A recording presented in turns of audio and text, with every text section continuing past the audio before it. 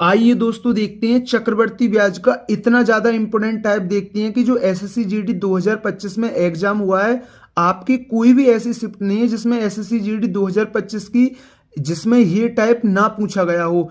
किसी किसी शिफ्ट में एक एक क्वेश्चन है और किसी किसी शिफ्ट में तो दो दो क्वेश्चन है। और मैं आपको इस टाइप बताने से पहले बता दूं, मैं इस टाइप पर 5 महीने पहले ही वीडियो बना चुका हूं और मैंने जब भी बोला था कि ये एसएससी और रेलवे के लिए बहुत ही ज्यादा इंपॉर्टेंट टाइप है। आप स्क्रीन पर भी देख सकते हैं, ठीक है ना, और आप स्क्रीन पर भी देख सकते हैं और मैंने ये टाइप 5 महीने पहले ही बताया था। आप चक्रवर्ती ब्याज की जो प्ले लिस्ट है उसे खोलकर देखो तो जो पहली वीडियो और दूसरी वीडियो ना वो इसी टाइप पर आधारित है। ये टाइप मैंने चक्रवर्ती ब्याज में सबसे पहले कराया था क्योंकि मैं जानता था कि ये टाइप सबसे ज्यादा इंपॉर्टेंट है और वही हुआ। एसएससी जीडी 2025 की कोई भी ऐसा एग्जाम, कोई सी भी ऐसी शिफ्ट नहीं है जिसमें इस प्रकार का क्वेश्चन ना पूछा गया हो। और इसमें ऐसा ही नहीं कि इसमें पूछे गए हैं, भगवान की कृपा से अनेक बार मेरे टाइप पूछे जाते हैं। बस यही कोशिश रहती है कि जो मैं टाइप कराता हूं वो आपकी परीक्षाओं में पूछे जाते रहें।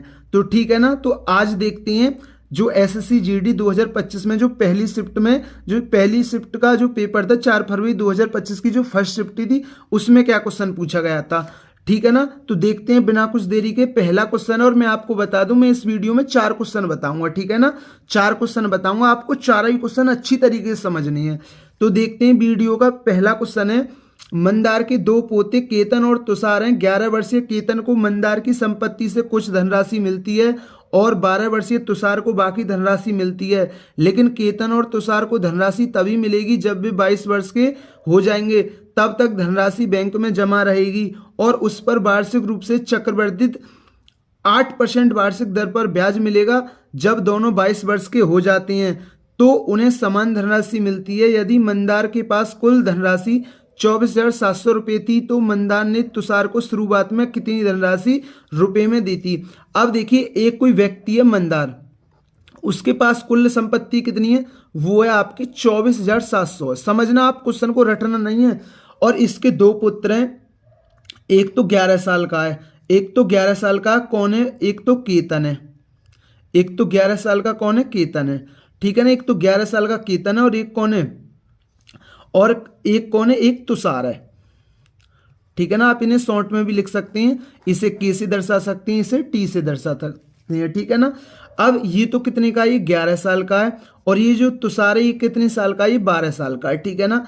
अब इन्हें कुछ धनराशि दी जाती है, ठीक है ना। जब अब मंदार के पास धनराशि है ये 24,700, लेकिन एक शर्त है, जब वे 22 वर्ष के हो जाएंगे तब इनको धनराशि मिलेगी और बराबर धनराशि मिलेगी। देखिए आप अब देखिए, यहां से क्वेश्चन को करने के 2 तरीके हैं, ठीक है ना। जैसे जो मंदार है इसके 2 पुत्र हैं, एक तो केतन एक तुषार है। आप ऐसे कर सकते हैं, केतन की धनराशि x मान सकते हैं और मंदार के पास कुल धनराशि कितनी है, 24,700 है। तो तुषार की संपत्ति कितनी, तुषार को कितनी संपत्ति मिलेगी 22 वर्ष के बाद, 24,700 माइनस x मिलेगी। लेकिन अगर आप इसे ऐसे करोगे तो आपको कैलकुलेशन बहुत ही ज्यादा करनी होगी, तो इसलिए आप इसे ऐसे मत करो। मैं केतन का कुछ देर के लिए हिस्सा जो 22 वर्ष के बाद मिलेगा मैंने ए मान लिया और तुषार का मैंने बी मान लिया कुछ देर के लिए, ठीक है ना। मतलब जब 22 वर्ष के बाद या को संपत्ति मिलेगी, मतलब मैंने मान लिया बी हिस्सा, बी राशि मिलेगी और इस केतन को कितनी मिलेगी, ए राशि मिलेगी, ठीक है ना।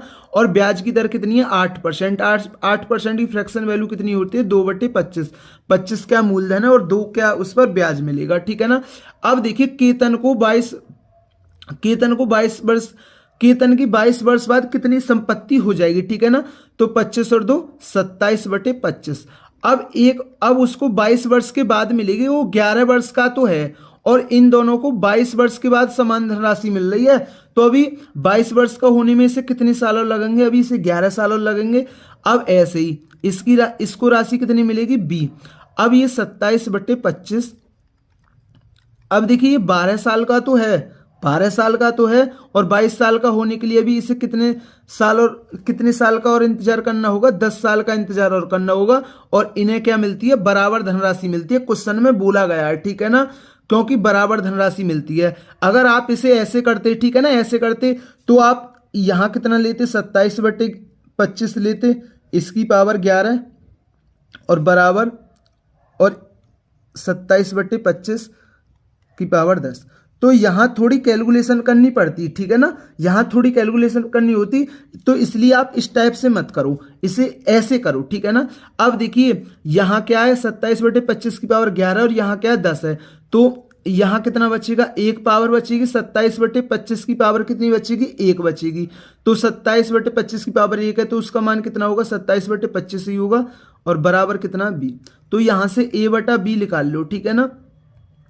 तो a बटा बी निकाल लो, ये कितना हो जाता, ऐसे निकाल लीजिए, 27a बराबर 25b हो जाएगा, ठीक है ना। 27a बराबर 25b, तो a का मान कितना 25 है और b का मान कितना 27 है।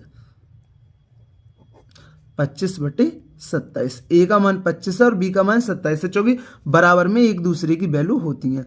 अब देखना, अब इन दोनों के पास 22 वर्ष के बाद इतने जो ए मतलब ए किसका हिस्सा, केतन को 25 यूनिट राशि मिलेगी, और तुषार का हिस्सा कितना, बी, तो तुषार को कितने मिलेगी, 27 यूनिट राशि मिलेगी, ठीक है ना। लेकिन दोनों को कितनी राशि होगी, दोनों को कितनी राशि मिलेगी, दोनों के पास कितनी राशि है, 7 5 12 का 2, और ये 52 यूनिट राशि है दोनों के पास, और क्वेश्चन में कितनी है, वो दोनों के पास 24,700 मिलेगी, ठीक है ना। अब यहां से 1 यूनिट का मान निकाल लीजिए। उसने पूछा मंदान ने तुषार को शुरुआत में कितनी धनराशि दी, तुषार मतलब बी का भाग पूछा है हमसे, तो ये बी का हिस्सा पूछा, ये वाला निकालना है हमें, ठीक है ना। अब तो हमें ये निकालना है 52 यूनिट की वैल्यू इतनी है, तो 27 यूनिट की वैल्यू कितनी, ठीक है ना। तो 1 यूनिट का मान ये हो गया, तो 27 यूनिट का मान कितना है, ठीक है ना। अब इसे काट दीजिए, 13 चौका 52, 13 से काट दीजिए, 13 एकन 13 11 बचे, 13 निम्मा 117, ठीक है ना। और 4 से काट दीजिए, 4 चौक 16, 4 सत्ते 28, 4 पंजे 20। अब ठीक है ना, इसे गुणा कर दीजिए, तो ये कितना हो जाएगा, ठीक है ना, 400 कितना हो जाएगा, ये 475 गुणा 27। तो जब आप 475 में 27 की गुणा करोगे, तो आप ऐसे कर लो, 27 का टेबल नहीं आता है तो 20 + 7 कर लो, ठीक है ना। 0 2 पंजे 10 की 0, और 27 दूनी 47 दूनी 94 और 1 95, और 7 पंजे 35 का 5, 7 49 और 3 52, 7 चौक 28 5 33, तो 5 2 8 7 5 12। तो उसने हमसे क्या पूछा है, उसने पूछा है कि मंदान ने तुषार को शुरुआत में कितनी धनराशि दी थी, तो वो कितनी धनराशि थी, 12,825।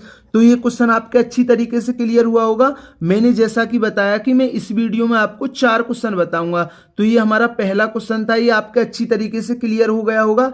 तो देखते हैं बिना कुछ देरी के वीडियो का दूसरा क्वेश्चन है। नितिन के पास 1617 रुपए हैं, उसने इसे अपने पुत्रों प्रवीण और ऋषि के बीच बांट दिया तथा उन्हें इसे वार्षिक रूप से चक्रवृद्धि होने वाले 10% ब्याज दर पर निवेश करने को कहा। यह देखा गया कि प्रवीण और ऋषि को क्रमशः 17 और 18 वर्ष बाद समान धनराशि प्राप्त हुई। नितिन ने प्रवीण को कितनी धनराशि रुपए में दी थी, ठीक है ना। अब ये जो 4 फरवरी 2025 की जो सेकंड शिफ्ट में आया क्वेश्चन है, ठीक है ना, और जो थर्ड शिफ्ट होगी ना उसमें 2 क्वेश्चन आए हैं बिल्कुल ये, तो ठीक है ना, इसलिए मैंने 4 क्वेश्चन लिए। 4 फरवरी की जो 4 फरवरी 2025 को जो तीनों शिफ्ट हुई थी ना, तो उसके मैंने 4 क्वेश्चन आए 3 शिफ्ट में, तो वो मैंने चारों क्वेश्चन लिए हैं, ठीक है ना। तो ये आज हमारा 4 फरवरी 2025 की सेकंड शिफ्ट का क्वेश्चन है, ठीक है ना।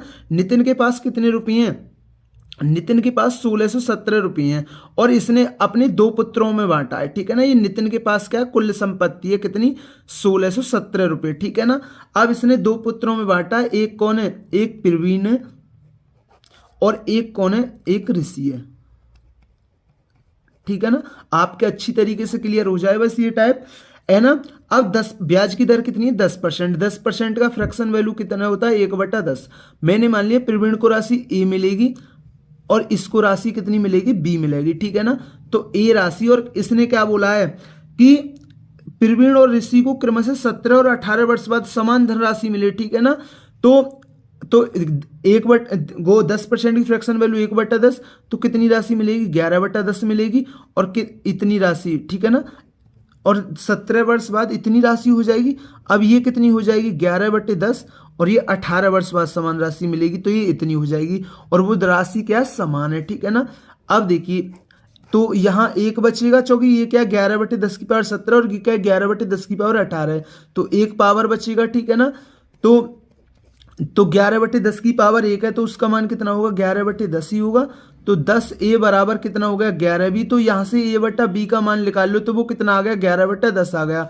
हमारे हिसाब से दोनों पर 21 यूनिट राशि है, क्वेश्चन के हिसाब से कितनी है, 1617 यूनिट है। तो एक यूनिट का मान कितना आ गया, 21 सत्ते 147। तो कितना बचा, और 11 में 21 सत्ते 147, तो कितनी बार कट गया, 77 बार कट गया। हमसे पूछा नितिन ने प्रवीण को कितनी राशि धनराशि दी थी। अब प्रवीण का राशि भाग कितना, ए। तो हमें 11 यूनिट का मान निकालना है। एक यूनिट का मान कितना है, 77 है। तो 11 यूनिट का मान कितना, 11 से 77 का 7, और 11 से 77 और 7 कितना हो गया, 84। तो प्रवीण को कितनी धनराशि दी, तो वो कितनी धनराशि दी, वो 847 रुपये की धनराशि दी। तो मैंने बोला था मैं आज की वीडियो में 4 क्वेश्चन बताऊंगा, ठीक है ना, क्योंकि जो 4 फरवरी 2025 की जो शिफ्ट थी ना, उसमें 3 शिफ्ट हुई थी, 3 शिफ्ट में 4 क्वेश्चन पूछे गए हैं, ठीक है ना। तो ये हमारा वीडियो का दूसरा क्वेश्चन था, आपके अच्छी तरीके से क्लियर हुआ होगा। अब देखते हैं वीडियो का तीसरा क्वेश्चन है। विजय के पास 1224 रुपये हैं, उन्होंने इसे अपने पुत्रों अजय और प्रकाश के बीच बांट दिया और उन्हें इस वार्षिक रूप से चक्रवृद्धित 4% वार्षिक ब्याज दर पर निवेश करने को कहा। यह देखा गया कि अजय और प्रकाश को क्रमशः 18 और 19 वर्ष बाद समान धनराशि प्राप्त हुई। विजय ने प्रकाश को कितनी धनराशि रुपये में दी थी।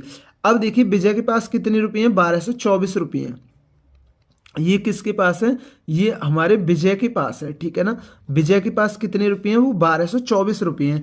इसे अपने 2 पुत्रों के बीच बांटा, एक कौन है, इसका पुत्र अजय, और एक कौन है, इसका पुत्र प्रकाश है, ठीक है ना। तो मैंने मान लिया अजय को राशि ए मिलेगी और प्रकाश को राशि बी मिलेगी, ठीक है ना। अब उसने क्या बोला है, जो ब्याज की दर है वो कितने है, 4%। 4% का फ्रैक्शन वैल्यू क्या होता है, 1/25 होता है, ठीक है ना। अब उसने क्या बोला है, यह देखा गया कि अजय और प्रकाश को क्रमशः 18 और 19 वर्ष बाद समान धनराशि मिली। तो इसको कितनी धनराशि मिलेगी, 1/25 का मतलब 26/25, और 18 वर्ष बाद तो उसको इतना भाग मिलेगा, इतना भाग मिलेगा। प्रकाश को कितना मिलेगा, 19 वर्ष बाद प्रकाश को इतना भाग मिलेगा, और ये भाग क्या है, समान है, ठीक है ना। तो इससे एक बार कट गया, ठीक है ना। तो ये कितना आ गया, 26/25 ही आ गया, ठीक है ना। तो ये कितना आ गया, 25a बराबर 26b। तो यहाँ से a बटा b आ गया 26/25। तो हमारे हिसाब से दोनों पे राशि इतनी मिलेगी, और क्वेश्चन में कितनी है, 1224। 6 5 11 का हासिल लगाई कि 51 की वैल्यू कितनी है, 1224 है। तो उसने पूछा विजय ने प्रकाश को, प्रकाश मतलब बी का भाग, हमसे बी का भाग पूछा, मतलब 25 यूनिट का मान पूछा है। 51 यूनिट का मान इतना, तो 25 का निकालना है, ठीक है ना। काट दीजिए, 51 दूनी 102 होता है, और ये कितना बचा, और 51 चौक 204 होता है, ठीक है ना। तो 1 यूनिट का मान 24 है, तो 25 यूनिट का मान कितना, तो 25 चौका 100 की 0, 25 दूनी 50 और 60। तो विजय ने प्रकाश को कितनी धनराशि रुपये में दी थी, वो 600 रुपये में दी थी। तो ये क्वेश्चन था 4 फरवरी जो 2025 की जो थर्ड शिफ्ट हुई थी ना, उसमें जो 4 फरवरी 2025 की जो थर्ड शिफ्ट हुई थी, थर्ड शिफ्ट में 2 क्वेश्चन पूछे गए थे। तो एक क्वेश्चन तो ये था, और जो 4 फरवरी 2025 की थर्ड शिफ्ट थी उसका दूसरा क्वेश्चन है। महेश के पास 1617 रुपये हैं, उसने इसे अपने पुत्रों विजय और अजय के बीच बांट दिया तथा उन्हें इसे वार्षिक रूप से चक्रवृद्धि होने वाली 10% ब्याज दर पर निवेश करने को कहा। यह देखा गया कि विजय और अजय को क्रमशः 13 और 14 वर्ष बाद समान धनराशि प्राप्त हुई। महेश ने विजय को कितनी राशि रुपए में दी थी। अब देखिए राशि कितनी है हमारी, 1617 रुपये। बिल्कुल ये सेम क्वेश्चन है, ठीक है ना। अब उसने क्या बोला है, उसके 2 पुत्र, महेश के पास ये संपत्ति थी, महेश के पास 1617 रुपये थे, उसने अपने 2 पुत्रों के बीच बांटा। एक कौन है, एक विजय है, और एक कौन है हमारा, एक अजय है। तो आप देखिए कुछ देर के लिए मैंने मान लिया विजय को ए भाग मिलेगा और अजय को बी भाग मिलेगा। मैंने मान लिया कि 13 और 14 वर्ष के बाद विजय को ए भाग मिलेगा और अजय को बी भाग राशि मिलेगी, ठीक है ना। अब देखिए ब्याज की दर कितनी है, 10%। ब्याज की दर कितनी है, 10% की फ्रैक्शन वैल्यू क्या होती है, 1/10। तो इस पर 13 वर्ष में हमें कितना धन मिलेगा, तो 11। तो 1/10 का मतलब क्या होता है, 11/10, और कितने वर्ष की बात है, 13 वर्ष की बात है। अब इस पर ये है, और अजय को कितने वर्ष की बात है, 14 वर्ष की बात है। तो 11/10 की पावर कितना हो गया, 14 हो गया। और क्या बोला है उसने, समान धनराशि मिले, क्या बोला है, समान धनराशि मिले। अब देखिए इससे एक बार कट गया, ठीक है ना, क्योंकि यहाँ क्या 11/10⁻13 और यहाँ क्या 11/10⁻14, तो यहाँ क्या बचेगा 11/10⁻1 बचेगा, ठीक है ना। तो 11/10⁻1 का मान 11/10 ही होगा, और ये कितना हो गया 10a बराबर 11b। तो यहाँ से a/b कितना हो गया, ये हो गया 11/10। हमारे हिसाब से दोनों पर राशि कितनी है 21 है, और क्वेश्चन हमारे हिसाब से दोनों पर राशि 21 यूनिट है, और क्वेश्चन में कितनी है 1617 रुपये, ठीक है ना। अब देखिए 21 सत्ते कितना होता है 147 होता है, 21 सत्ते कितना होता है 147 होता है, फिर कितना बचा 11 में 7 गए 4, फिर 147 ही बचा, तो 21 सत्ते 147। अब हमसे क्या पूछा, महेश ने विजय को कितनी धनराशि रुपए में दी थी। अब किसका पूछा, विजय को। विजय का हिस्सा कितना है ए, विजय का हिस्सा कितना है ए। 1 यूनिट का मान 77 है, तो 11 यूनिट का मान कितना, तो 11 यूनिट का मान कितना होगा 11 से 77, और 11 से 77 और 7 कितना होता है 84। तो महेश ने विजय को कितनी राशि दी थी, तो वो दी थी 847 रुपये। तो दोस्तों ये थे हमारे 4 क्वेश्चन, और ये 4 क्वेश्चन जो एसएससी जीडी 2025 के जो 4 फरवरी का जो एग्जाम हुआ था, जो 4 फरवरी का जो एग्जाम हुआ था, 4 फरवरी का जो एग्जाम हुआ था 4 फरवरी 2025 को, उसमें 3 शिफ्ट हुई थी, एक पहली और एक दूसरी और एक तीसरी। तो पहली और दूसरी में तो एक एक क्वेश्चन पूछा गया था, लेकिन जो थर्ड शिफ्ट थी उसमें 2 क्वेश्चन पूछे गए थे। और मैं ये टाइप बहुत ही ज़्यादा इंपॉर्टेंट टाइप है, इस टाइप को मैं पहले भी बता चुका हूँ। तो दोस्तों अगर वीडियो अच्छी लगी हो तो वीडियो जरूर लाइक किया करें, चैनल पर नए हैं तो चैनल को जरूर सब्सक्राइब किया करें। थैंक यू दोस्तों।